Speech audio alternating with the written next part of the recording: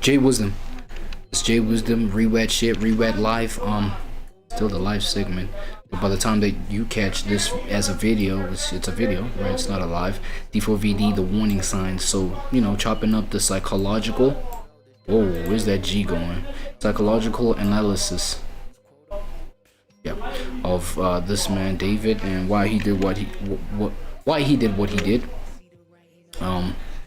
Yeah, just covering the final questions, you know, as to why. So that everyone could appreciate the art of his crime. And whilst psychologically intriguing, it doesn't hold up well against the broader evidence. Serious, gang? Oh, no. This guy, wait.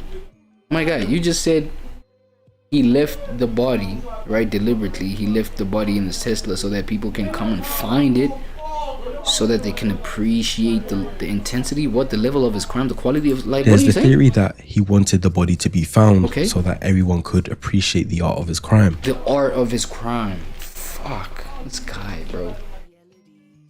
Okay, let me not say this guy, but this speculation right here, because nothing is confirmed. You know, everything is still alleged, even though he's in custody, he's held in custody. But damn, this theory right here, damn.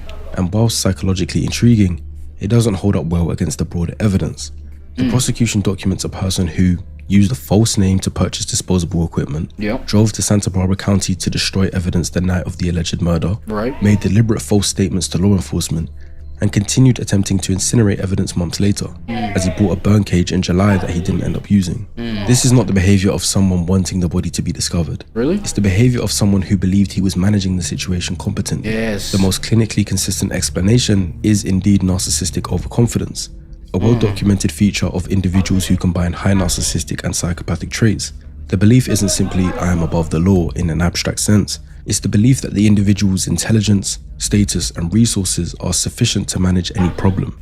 Leaving the car on the street rather than disposing of it properly is a catastrophic risk assessment failure, but it's consistent with the same cognitive pattern that led him to go to his radio interview the morning after the alleged murder. The operational logic appears to have been, the car is not at my address, it's a few hundred feet away, I'm about to leave on tour, and this is manageable. He definitely thought that Celeste running away all the time was going to play to his advantage, as no one would be looking for her. When it comes to dead bodies decomposing, you don't look for that smell. The smell looks finds for you. Damn, it finds all y'all. The question most fascinating to me, especially when watching through all of his TikTok videos following the proposed date of the alleged murder, is what allowed him to continue functioning normally after the fact. Several interacting psychological mechanisms are relevant here. The first is the reduced guilt and anxiety response associated with elevated psychopathic traits. The internal system that makes violent acts psychologically disabling for most people was, in David's case, already significantly reduced through years of deliberate desensitization.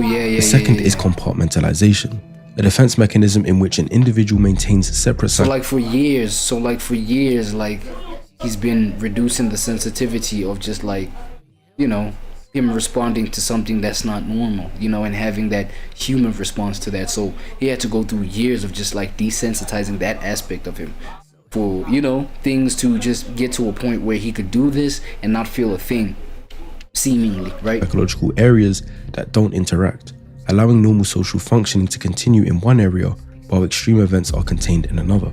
The third is the role of his persona architecture. David had spent years living between constructed identities, none of which were his actual self. Switching to David the artist for a radio interview was not a performance grafted onto a traumatized person. It was, by that point, his default public mode of existence. He was the psychopathic and cold version of himself that night, and switched his persona to David the artist by the following morning. Finally, if the prosecution's characterization of the alleged murder as an act to silence Celeste is accurate, then there was no emotional conflict to suppress. The act achieved its objective. The threat was eliminated. For someone with the psychological profile described in this video, David saw this more as completing a task rather than being horrified at what he'd done. Yeah, you see this clip right here, this TikTok clip right here. It was that much closer to literally tapping in with himself. You know what I'm saying? Like if you had already been reading the signs, you would have been seeing that at this point right here, at this juncture, ladies and gentlemen, the monster has, you know what I'm saying? The monster is revealing himself slowly but surely. Facts. So it wasn't that deep to him. And that's why there were no signs, at least publicly, of breakdown or panic. Now, the final two are significantly important to many of you watching. What's that? Firstly, Was David an actual pedo that would have pursued other underage girls, or was Celeste's age just incidental to timing? The evidence doesn't actually support primary pedophilic orientation as the dominant motivation, as I addressed. I didn't spot any of that earlier. However, the pattern of seeking a relationship with someone significantly younger from an unstable home. Maybe that comes from like, the whole control thing, but you've already established the fact that it's overconfident narcissism. And therefore highly susceptible to the power dynamic he preferred, is unlikely to be entirely incidental. The specific age of Celeste, 11 at first contact, 13 at the alleged start of the physical relationship, may reflect opportunity and controllability rather than exclusive attraction to that age group. Whether he would have sought out other minors depends significantly on whether the control and power dynamic, rather than the age itself, was the primary draw. The evidence leans towards him just preferring the control aspect, which suggests that his targets might have included adult women in vulnerable circumstances. This nigga talks about, you know, there was like a segment that we reacted to, literally. Oh my god, bro. These people are so loud, bro. Hopefully it's not too distracting.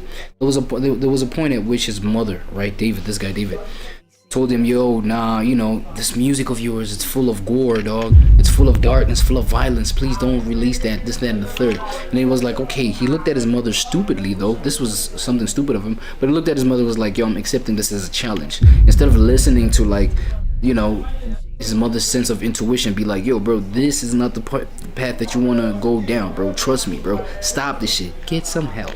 You know what I'm saying? Type shit. It's like, no, he was like, nah, bro, you know, my mother's like this. Okay, cool. I'm just gonna smirk at it and take it as a challenge. Now, if you want to take that as a challenge, you know what I'm saying, going for underage girls the whole time is not no challenge, because people of your age or whatever may give you that kind of challenge where it's like, you know, we are here and the dynamic is going the way it's supposed to be going because of the challenge that I'm receiving from somebody who's like my, you know, age range, like my age type shit. You know what I'm saying? You can easily control, you know what I'm saying, a preteen who's like, you know what I'm saying, way younger than you, and you know, you got all this money and all this status and all this, of course you got a whole lot more power over her, dog.